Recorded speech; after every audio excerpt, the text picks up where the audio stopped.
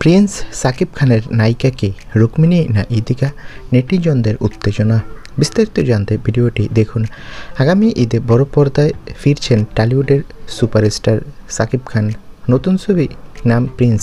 Romance আর অ্যাকশনের দারুণ মিশ্রণে তৈরি এই ছবি পরিচালনায় আছেন আবু হায়াত মাহমুদ। তবে এখানে ছবির গল্প নয়, আলোচনার কেন্দ্রবিন্দু হয়ে উঠেছে নায়িকা কে হবেন সাকিবের প্রিন্সেস। শোনা যাচ্ছে প্রিন্সে দেখা যেতে পারে এক নয়, 3 জন নায়িকাকে দেখা যেতে পারে। রুক্মিণী মৈত্র ও ইদিকা পাল, আর তৃতীয় নায়িকা বাংলাদেশের। পরিচালক ও প্রযোজক দুজনেই জানিয়েছে কলকাতায় দুর্গাপুজোর সময় লোকেশন দেখা হয়েছে, আর নভেম্বরেই হবে শুটিং। তবে এখন পর্যন্ত রুক্মিণী বা ইদিকার কারো সঙ্গে চূড়ান্ত কথা হয়নি।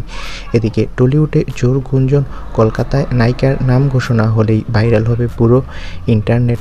রুক্মিণীর গ্ল্যামার না ইদিকার সরলতা কার সাথে মানাবে টলিউডের প্রিন্স সাকিব খানকে, তা নিয়ে এখন তুমুল আলোচনা।